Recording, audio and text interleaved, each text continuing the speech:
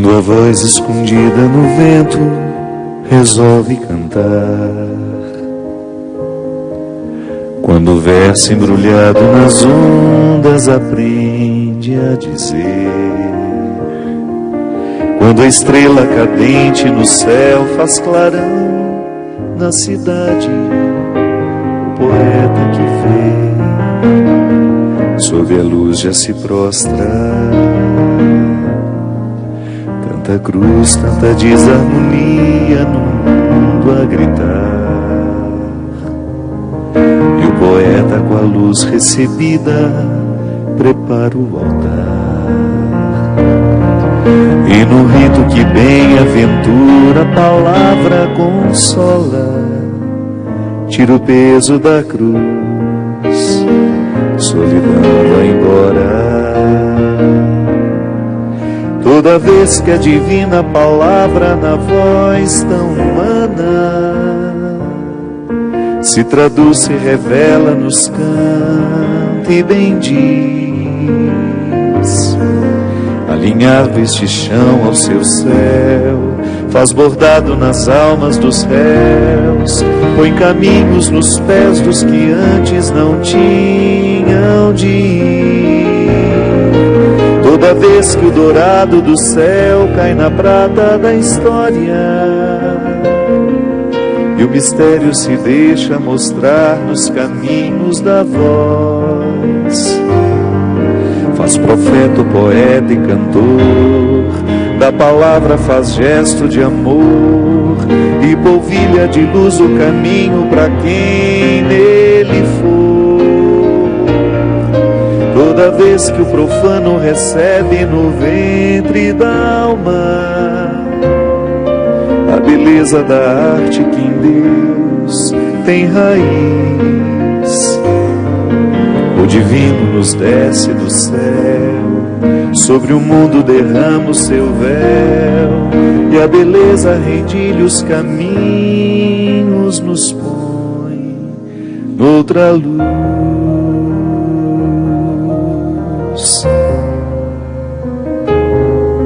Quando a dor no secreto do mundo consegue falar,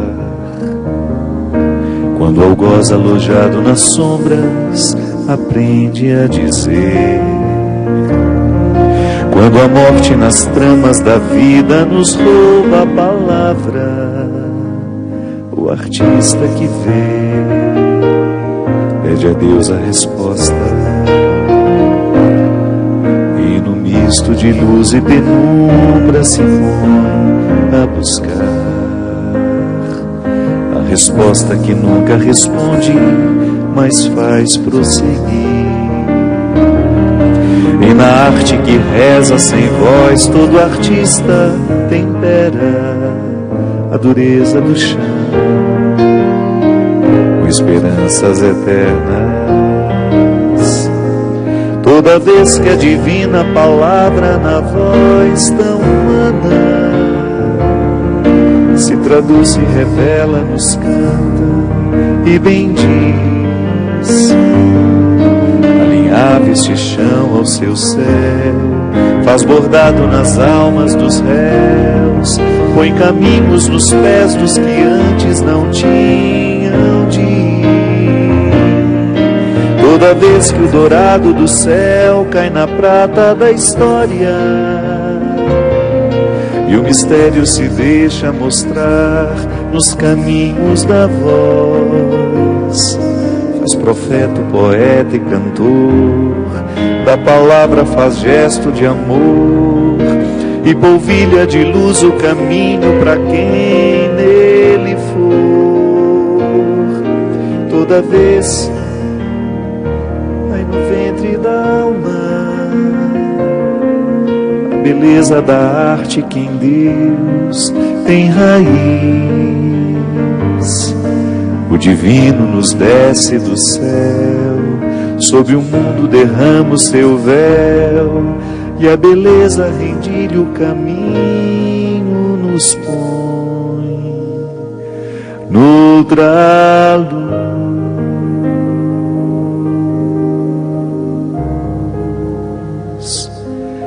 Muito boa noite, é com muita alegria que nós começamos mais um programa Direção Espiritual.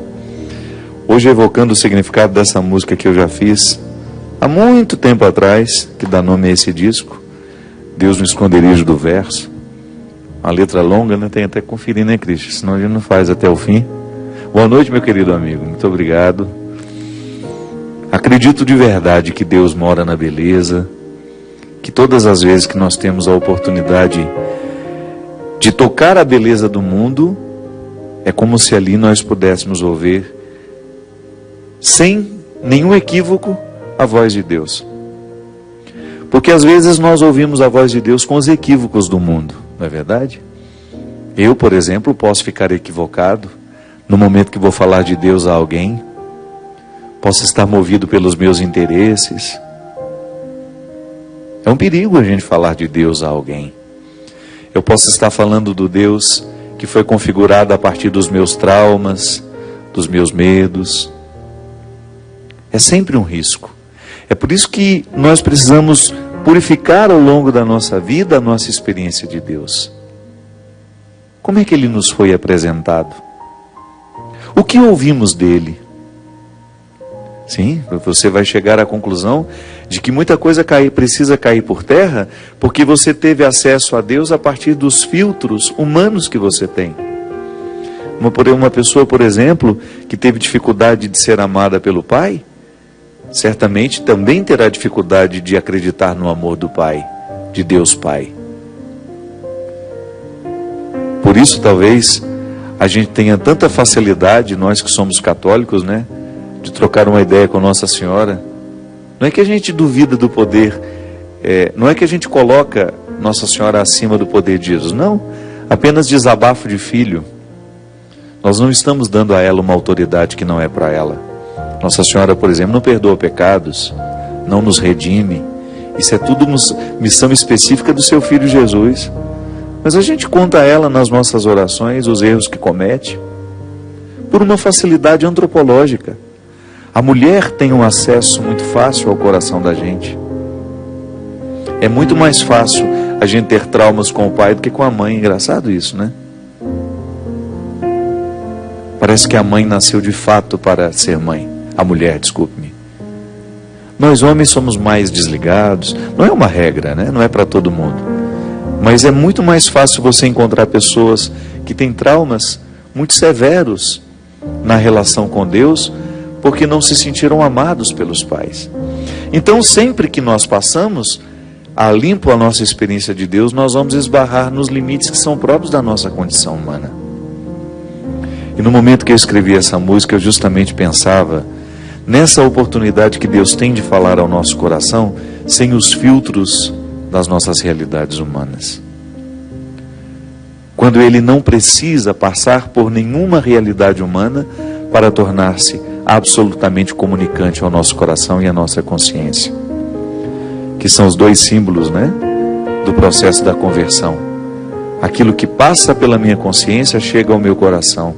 Então aquilo que eu tomei conhecimento pela força do meu pensamento, dos argumentos, aquilo se transforma em uma atitude, porque o coração é metáfora de tudo aquilo que eu sinto, de tudo aquilo que me envolve. E por que não dizer a totalidade do ser expresso no coração humano?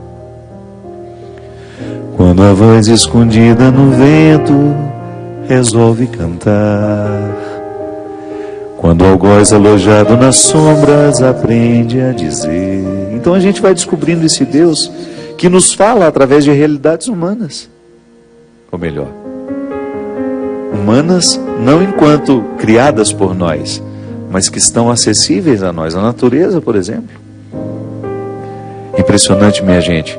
Você vai ler a vida dos místicos. Quanto mais aquelas sensibilidades ficavam afloradas para que Deus pudesse agir em suas vidas, maior é a capacidade que essas pessoas tinham de perceber Deus na natureza. Em São Francisco isso foi tão radical que ele começou a chamar as realidades criadas, o céu, a terra, os animais, de irmãos. Ele não se descobria desvinculado de toda a realidade criada. Para ele em nenhum momento se sentia superior àquelas realidades criadas, ele se sentia fraterno, irmão. Então um passarinho que pousava do lado dele, ele percebia naquele pássaro a força criadora de Deus. É um processo interessante de nós identificarmos em que passo dessa evolução espiritual eu estou, para ter a própria sensibilidade de perceber Deus no todo da vida, nos entornos da vida. Às vezes nós queremos encontrar Deus somente nos lugares em que disseram que Ele está. Dentro da igreja, lá aquele templo de pedra.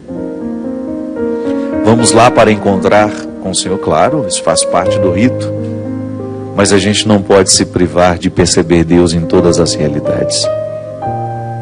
Deus presente na natureza, Deus presente nas águas, Deus presente falando conosco através de toda essa realidade criada, linda, esse mundo que nos impacta diariamente com a sua beleza. Aí você vai perceber que o mundo é um santuário a céu aberto. Sobretudo quando nós nos dispomos a viver com sensibilidade, com responsabilidade, os desdobramentos da encíclica que o Papa Francisco escreveu agora, falando justamente do valor do meio ambiente, da necessidade que nós temos de olhar para o mundo e compreendê-lo como um irmão nosso. Você está percebendo que São Francisco está muito presente na vida do Papa Francisco. Não foi apenas escolher um nome, foi também escolher um estilo de vida. Ao falar sobre essas realidades hoje, Papa Francisco está trazendo de volta ao coração da igreja a reflexão de Francisco, que foi absolutamente transformadora naquela época e continua sendo hoje. Sabe por quê? É desafiador compreender o mundo como um santuário. Você começa a ter muito mais respeito pelas coisas. Você vai ter respeito por uma árvore que cresceu ali. Você não vai se sentir no direito de desmatar o mundo, você não vai se sentir no direito de poluir o mundo. Por quê? Porque você vai compreendê-lo como uma realidade que é um santuário, a ser preservado, a ser vivido e experimentado, com todo um código de ética que nos coloca diante dele como mais um. Eu não sou dono de tudo isso, eu apenas me hospedo aqui. Sabe, minha gente, é muito triste a gente perceber que muitas vezes o nosso processo religioso não nos dá essa consciência. As pessoas são tão irresponsáveis com o mundo criado. A gente está vivendo agora a crise da água. O que é a crise da água para os nossos dias?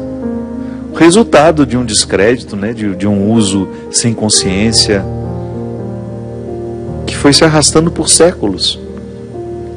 Cada vez mais o ser humano poluindo, esse crescimento tecnológico, esse crescimento industrial, custando caro para nós hoje. Faltou Deus nessa reflexão. Faltou sim.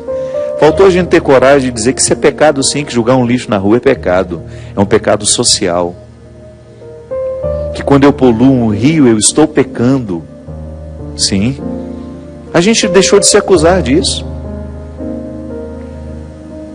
Quando você despeja o litro de óleo que você usou lá para fazer as suas frituras na sua pia, você está pecando. Porque aquele óleo vai se misturar à água que depois poderia voltar para a nossa casa para ser usada de novo e vai poluir. É o que acontece. Os nossos rios estão cada vez mais poluídos porque nos falta a consciência pessoal da nossa responsabilidade nesse processo. Ah, ninguém está vendo, aí a gente vai e despeja, né? Ah, ninguém está vendo, aí a gente vai e joga o lixo. Só que você está profanando o santuário a céu aberto que Deus nos deu. Por isso que eu digo, se a gente leva a sério o nosso cristianismo, nós vamos modificar a nossa postura diante do mundo. E é tão interessante a gente perceber essa evolução em nós. Uma evolução espiritual que terá consequências muito interessantes para a vida social. Uma conversão pessoal que vai ter Você já imaginou se todos nós tivéssemos essa consciência de que o mundo é um lugar a ser preservado e não um lugar que precisa ser o tempo todo lidado? Tadinho, a gente tem pena das realidades criadas hoje, porque é um descompromisso assustador. Os índices de poluição que nós lançamos todos os dias no ar, porque nos falta cada vez menos, nos falta cada vez menos essa consciência aguçada de que o mundo é o lugar onde Deus se mostra por excelência. Não sou eu que estou inventando isso não. Se você vai lá em João capítulo 4, aquele encontro de Jesus com a samaritana, primeiro é interessante, né? A samaritana está pegando água no poço de Jacó. Aquele poço era importante para a tradição daquela comunidade. Jacó, importantíssimo para a elaboração da fé daquele povo. Então não era só pegar água para matar a sede, era também saciar a sede de tradição, de vínculo. Todos os nossos pais beberam neste poço. Este poço foi a manutenção da vida. Olha só, a consciência daquela mulher pelo respeito material da água. Mas ali também havia um outro valor superior à materialidade da água, que era justamente o significado que aquela água teve para as suas gerações. E percebendo Jesus que aquela mulher estava conectada àquele lugar por um significado íntimo, ele pega aquele gancho para começar uma conversa com ela. Ele pede a água. Mesmo ela sendo uma samaritana e um judeu não podendo conversar com uma samaritana, ele pede água àquela mulher. E ela fica um pouco assustada com o pedido dele. Começa aquele diálogo que nós já ouvimos tantas vezes, e vai chegar aonde eu gostaria de agora salientar.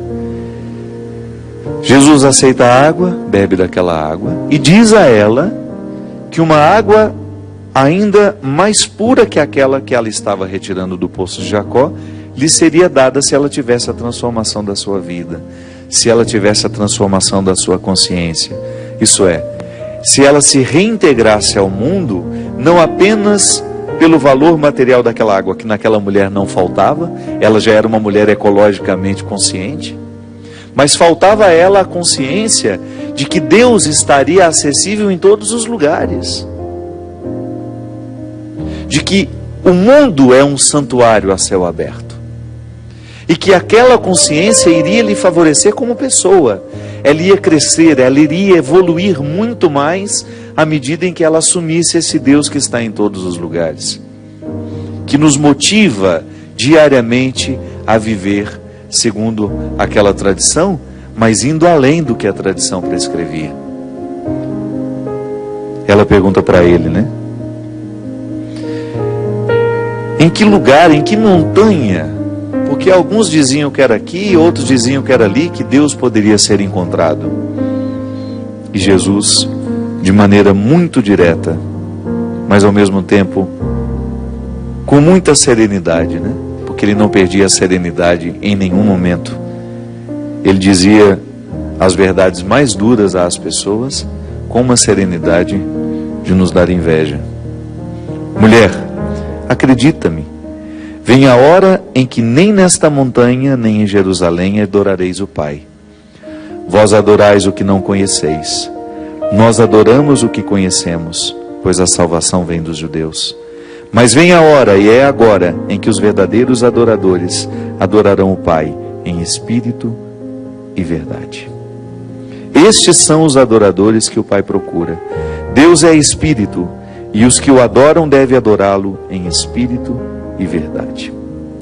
Aqui você tem a vida de São Francisco inteira, né?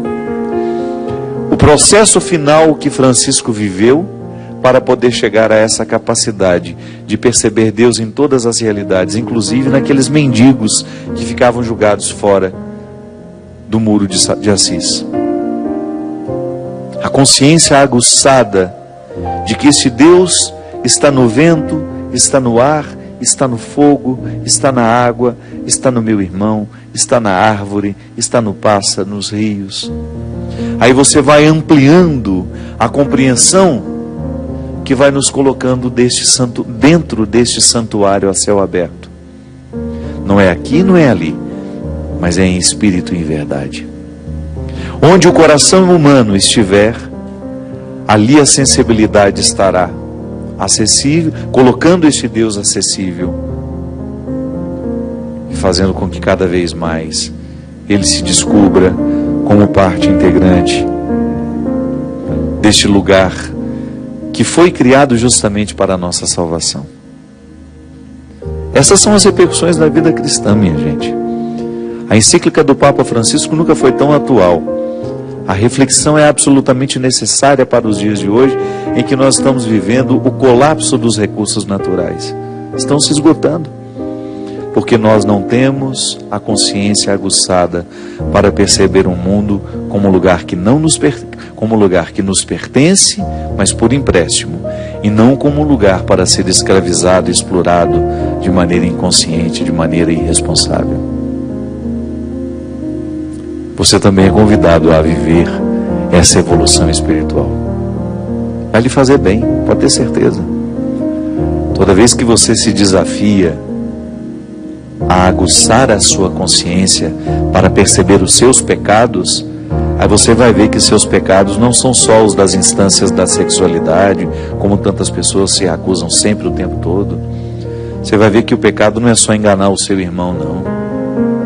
Quanto mais iluminada uma consciência está, maior é a capacidade que ela vai ter de perceber os seus limites. Tudo aquilo que polui o mundo do ponto de vista material e do ponto de vista espiritual. Porque também nós poluímos o mundo com as nossas palavras infelizes, com a falta de beleza nas nossas posturas, com as nossas arrogâncias. A gente polui o mundo com as nossas atitudes também. E uma coisa vai ficando misturada na outra. Aquele que é capaz de jogar um lixo dentro do rio, joga lixo no coração do outro. A gente vai se acostumando a ser um poluidor. E quando Deus entra de fato na nossa vida e estabelece em nós um processo de conversão que nunca vai ter fim, nós vamos ficando mais sensíveis a perceber os erros que a gente comete. A gente vai ficando mais disposto, poderíamos dizer, a lidar com aquilo que em nós é tantas vezes precário, desarmonioso. Aí nós vamos descobrindo que Deus habita os esconderijos mais inusitados. Às vezes você sai da sua casa aí para buscar uma igreja para você rezar. É bom fazer isso, mas também não se prive de construir o seu santuário aí dentro da sua casa, de perceber Deus dentro do seu quarto, essa voz íntima que fala em você, através de você mesmo. Deus nos fala através dos nossos recursos, como a gente falava no início aqui. Ele passa pelos nossos filtros, e a conversão é justamente arrancar esses filtros e percebê-lo nas nossas verdades pessoais. Aí sim, aí nós estamos falando de um encontro pessoal, sério e profundamente transformador. Nós vamos para um rápido intervalo e a gente volta já já com o programa Direção Espiritual.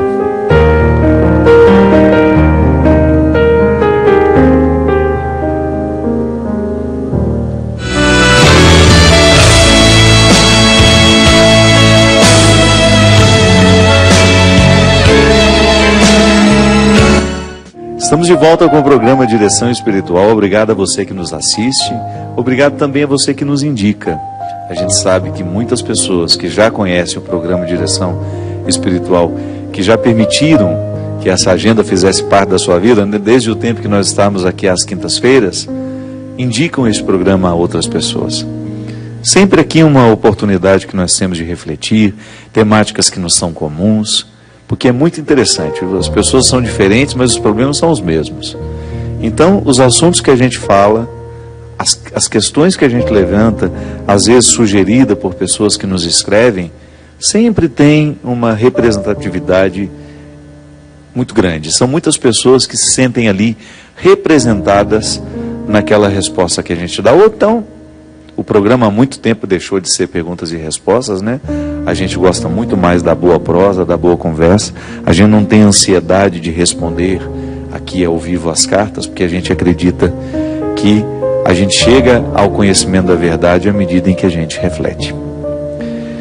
Quero agradecer ao povo do Piauí, onde eu estive na semana passada, na cidade de Parnaíba, Teresina, Picos, e anunciar que agora, no dia 30 de agosto, eu teria o prazer de estar no Ceará, na cidade de Itapipoca.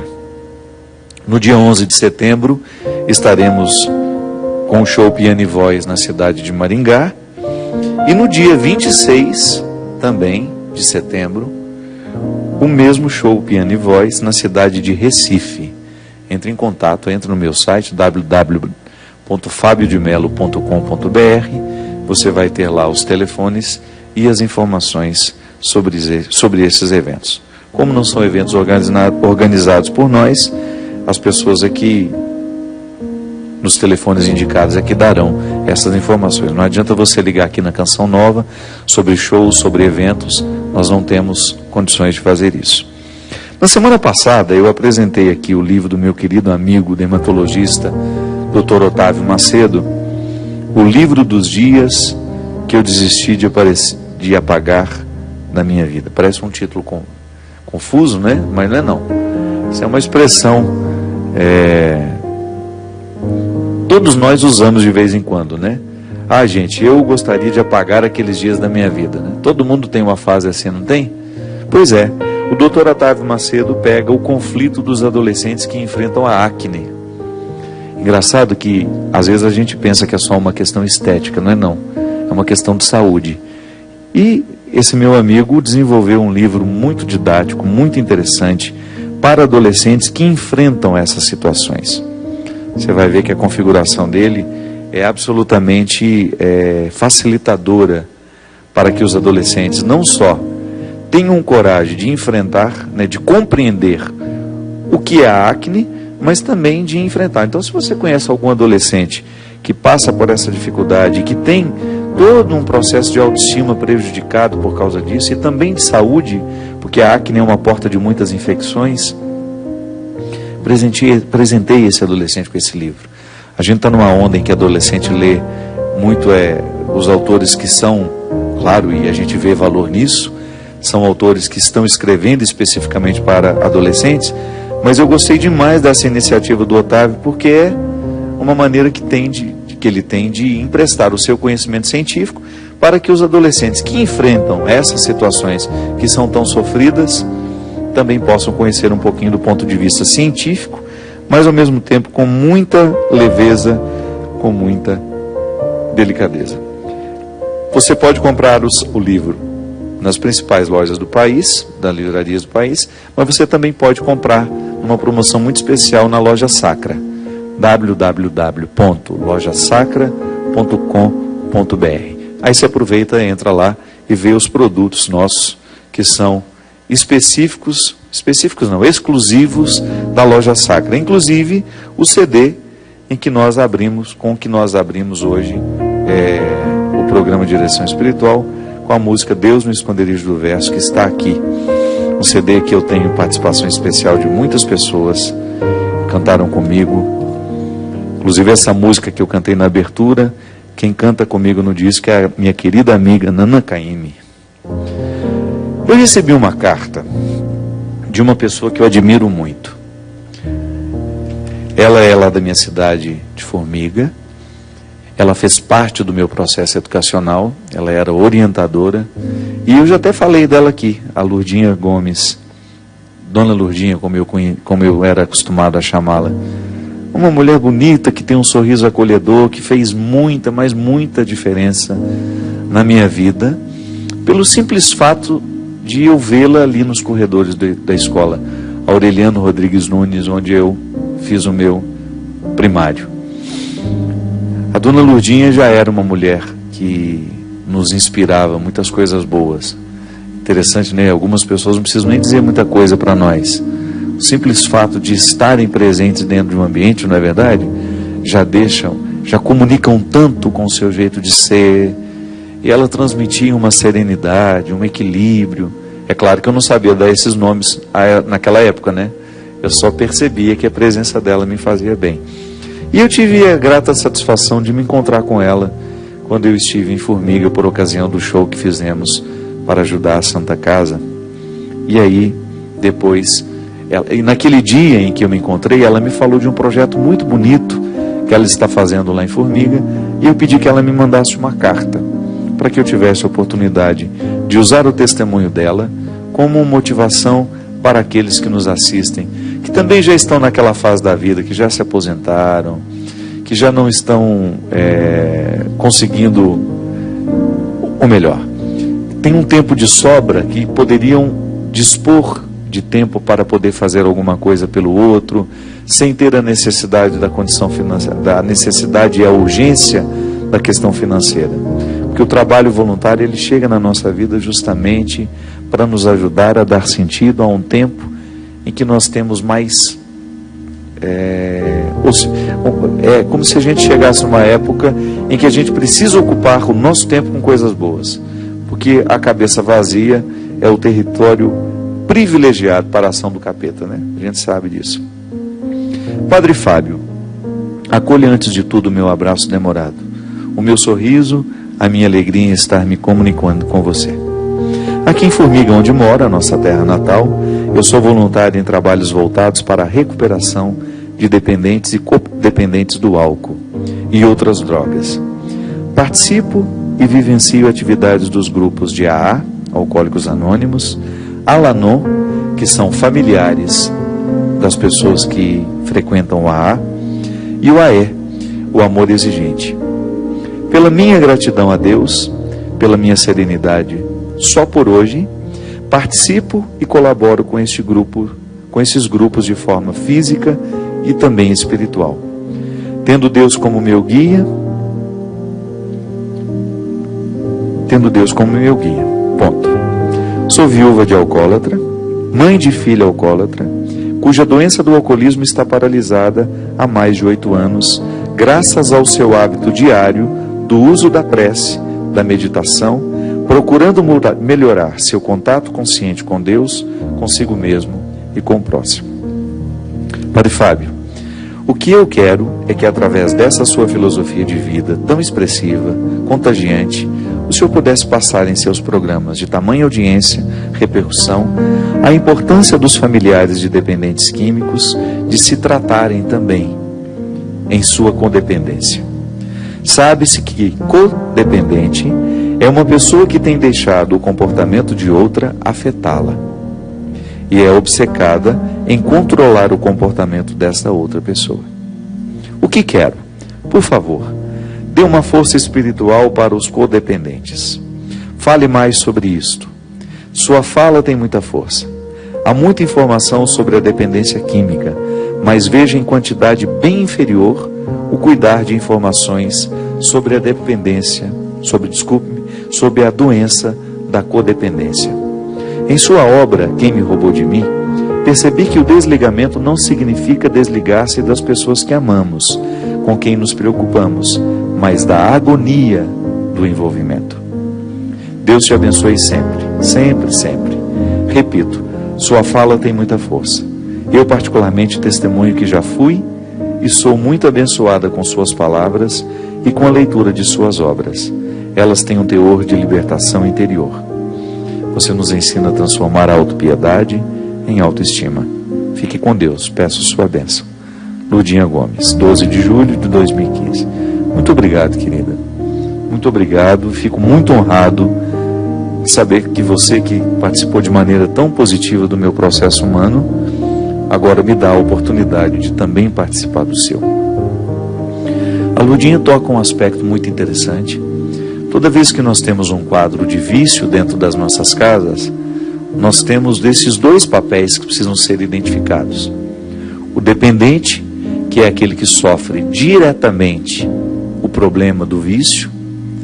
Então, se ele usa cocaína, o dependente de cocaína, ele tem todas as consequências nefastas, desastrosas de ser um dependente químico. O alcoólatra, a mesma coisa. Mas a gente precisa pensar nos outros que participam dessa história também, não como dependentes da química que vicia, mas como aqueles que sofrem as consequências do poder destruidor que aquela droga tem na vida de quem a consome. O codependente, que é justamente aquele que está ligado de maneira muito direta, que participa das consequências do álcool, da droga na vida daquele que é o dependente. E é justamente essa ajuda que esses grupos que a dona Lourdinha fala têm prestado. Eu me lembro do trabalho belíssimo do Grupo do Amor Exigente, que era justamente prestar apoio a mães, irmãos, pais, filhos, né, daqueles que são dependentes. Eu mesmo, meu pai teve uma época que enfrentou o problema do álcool. Eu me lembro, ele ia para o AA e eu e minha mãe íamos para o Alanon, que era um grupo de apoio para os familiares daqueles que têm o problema do álcool dentro de casa. Eu acho que agora o Alanon se estende mais. Na nossa época era apenas alcoólatras, auxílio aos que tinham os familiares alcoólatras. Pode ser que com o tempo, né, esse grupo tenha ampliado um pouco o seu campo de atuação. O fato é que em todas as cidades nós vamos encontrar esses grupos de apoio. E é interessante, minha gente, que quando você sai da sua casa para buscar ajuda, você de alguma maneira ajuda também. Não é só você que vai receber a ajuda, porque a sua partilha, a sua comunicação ali dentro do grupo é fundamental para que os outros percebam que eles não estão sozinhos. Esse é um fator psicológico muito interessante, que nos ajuda muito a gente se recuperar das tragédias que a gente enfrenta. Isso nos ajuda demais a viver e a superar os lutos. É quando você tem a oportunidade de ouvir uma pessoa que passa por uma situação semelhante à sua. Porque o grande problema do sofrimento é a gente interpretar que só nós estamos passando aquilo. É muito desastroso ao coração humano sentir-se solitário na administração de uma mazela, de uma tragédia. Faz parte do estatuto humano a necessidade de ter alguém ao lado que de alguma forma compreenda exatamente o que você passa. Você já deve ter me escutado falar que muitas vezes casais que perdem filhos, ao enfrentarem o luto, têm uma tendência muito grande a se separarem. É um risco muito grande os casais se separarem logo após a perda de um filho. Por quê? Por causa da diferença como sentem a dor. O homem tem uma maneira muito específica de sentir a dor. A mulher tem uma maneira muito específica de sentir aquela perda. Tudo bem, isso já é uma característica nossa, já faz parte das nossas diferenças. Você ainda acumula outra diferença, que é aquele ser humano, que é um homem, tem todas as características dele como homem e também as influências que ele recebeu para ser quem ele é. Diferente das influências que recebeu aquela criatura, a mulher, que tem uma história diferente daquele. Por acaso estão casados, mas eles não são iguais. A maneira como lidam com seus sofrimentos, com as suas dores, é muito diferente. E ali, muitas vezes, se estabelece uma sensação de estar só. Por isso, muitas vezes, a separação. Se estabelece um conflito que pode chegar à separação. É nessa hora que entram esses grupos de apoio. Entram esses grupos de apoio para dar ao casal, de diferente maneira, porque isso é interessante, é você identificar que, embora eles estejam vivendo a mesma dor, eles precisam de recursos diferentes. E esses recursos não são mágicos. Não sou eu que vou chegar lá e derramar todos esses recursos na cabeça da pessoa, porque eu sou o bonzão da boca. Não, esses grupos que estão lá para apoiar, eles não alimentam essa pretensão. A dor cura-se por si só. Ela é curada por si só. Na própria experiência de viver a partilha. É impressionante, minha gente, como num grupo de partilha de pessoas que têm sofrimentos semelhantes, ali você inicia processos terapêuticos fantásticos. Então você que fica aí enfrentando o seu problema sozinho, sem contar ao outro, você vai ter muito mais dificuldade de conseguir superar esse problema. A partir do momento que você abre a porta da sua casa e fala, eu vou procurar um grupo de apoio, e aqui nós demos, Dona Lurdinha dá os exemplos, né? O Al-Anon, o Amor Exigente, o próprio grupo GA, para aquele que precisa libertar-se do vício, do álcool, da droga.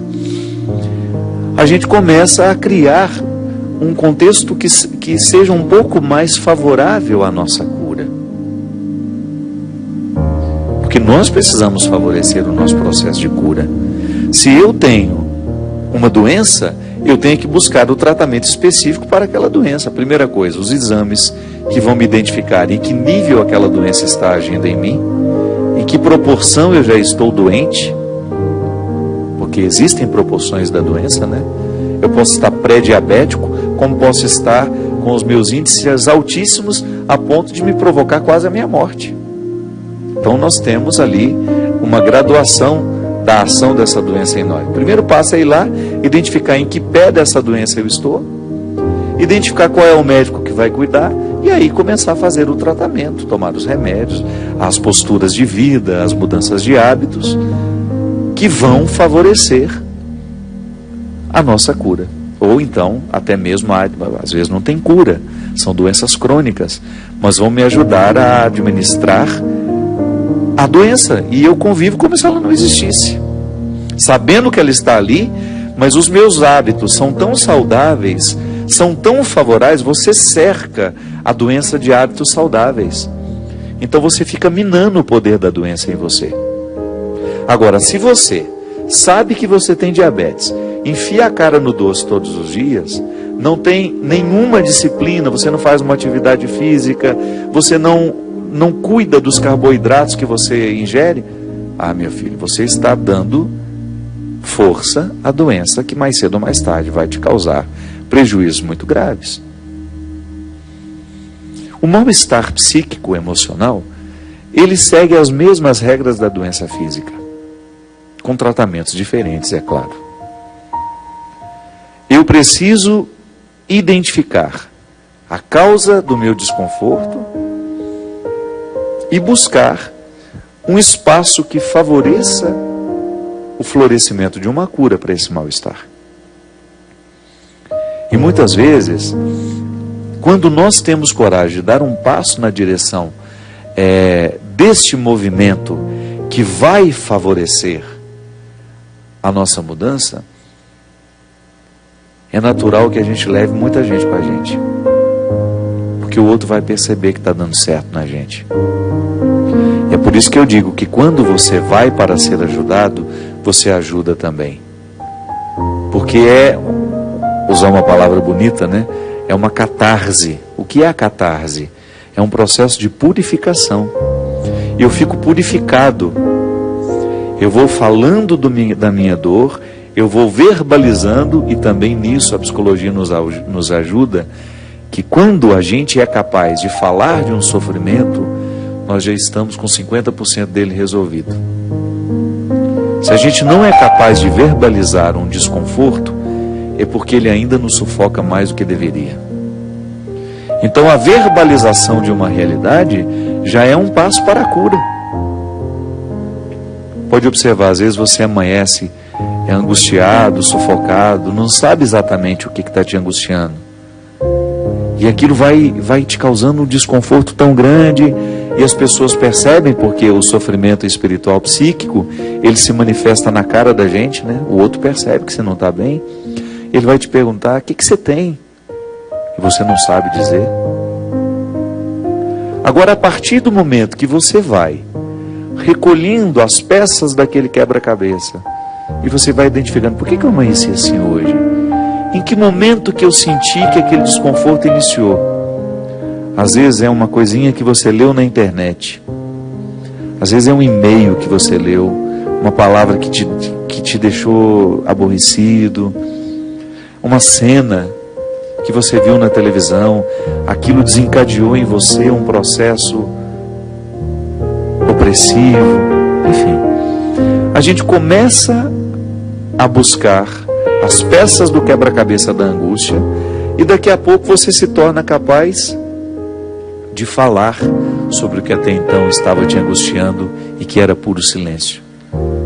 É impressionante como, na hora em que a gente começa a desabafar, é como se uma paz interior fosse sendo brotada, expulsando aquilo que até então angustiava. Que a paz é assim, né? Não é um movimento de dentro, de fora para dentro. É um movimento de dentro para fora. É por isso que a paz é um sentimento que tem o poder de expulsar os nossos demônios. Que é daqui de dentro para fora. A paz está em mim. E a partir do momento que eu recruto a minha paz, que me foi dada como um dom, quando eu recruto, é como se eu soubesse que o território está prestes a ser invadido, eu tenho um exército poderoso dentro de mim, mas está todo mundo dormindo. O que eu tenho que fazer? Dar um grito de ordem para acordar o exército que dorme. Ao dar o grito de ordem, o exército acorda, eu começo a trabalhar em favor da minha defesa. É assim que a gente se cura de uma gripe, por exemplo. O vírus da gripe vem, pega os meus anticorpos todos adormecidos, meio do meio, porque está tudo bem. Aí de repente, o vírus da gripe entra com seu poder invasor, acorda todo mundo, eu dou um grito de guerra para a minha imunidade, ela vem batalhando, e expulsa e mata o vírus. Porque o corpo quer viver, o corpo é inteligente. O corpo vai fazer todo o movimento para ser curado. Agora, quando eu tenho atitudes que cercam o corpo para favorecê-lo, e aí que ele fica feliz mesmo, e aí que ele se recupera melhor. Então, quando a gente é gripado, a gente tem que dobrar o tanto de água que a gente bebe, o descanso que a gente faz. Não é isso que o médico pede? Acho ótimo, você tem que repousar um pouco. Essa frase é ótima. Então, a gente vai fazer um repouso para favorecer os anticorpos a trabalharem a nosso favor. Então, quando eu recruto, quando eu dou um grito, venha para fora aqui os soldados da paz que me habitam, eu começo a expulsar tudo que até então estava me provocando desconforto. É assim que esses grupos trabalham. E é assim que você pode ser curado aí de todas as angústias que você tem, para que você tenha condições de ajudar os seus dependentes químicos. Porque senão a doença dele passa para você. Não é que você vai fumar maconha, usar cocaína ou beber. Não, não é não. É que o processo destrutivo que está absolutamente atuante nele, vai ser atuante em você também. E definitivamente, você não poderá ajudá-lo se você não estiver bem. Por isso que a dona Lourdinha nos conclama a falar do papel do codependente. Se você tem alguém que passa pelo processo da dependência química dentro de casa, você tem os codependentes, que são aqueles que estão sofrendo as consequências nefastas do vírus, do álcool, da cocaína, da maconha, do crack. Então a gente precisa neutralizar isso. Os grupos de apoio estão aí para isso, para nos darem condições de dar passos na direção dessa cura. Presta atenção em você. Qual é a palavra de ordem que você precisa dar hoje para você ter condições de se recuperar de tudo aquilo que lhe faz mal? Pode ser que você também esteja vivendo as consequências de problemas que não são seus, mas que te afetam diretamente. Pode ser que você esteja precisando de ajuda. Às vezes você fala tanto que o viciado está precisando de ajuda. Sim, a gente não quer esquecê-lo. Mas a gente quer lhe recordar que você também tem o direito de querer ajuda e de necessitar. Eu gosto muito da frase, né?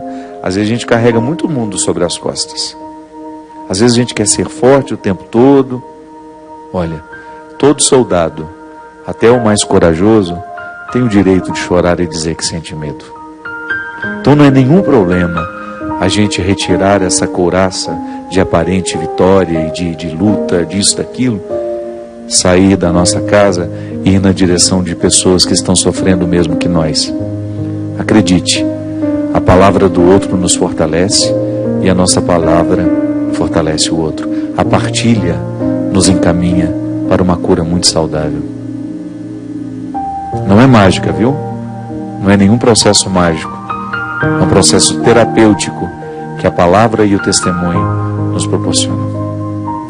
Que Deus abençoe a sua casa, a sua vida, a sua história e derrame sobre todos vocês a sua bênção.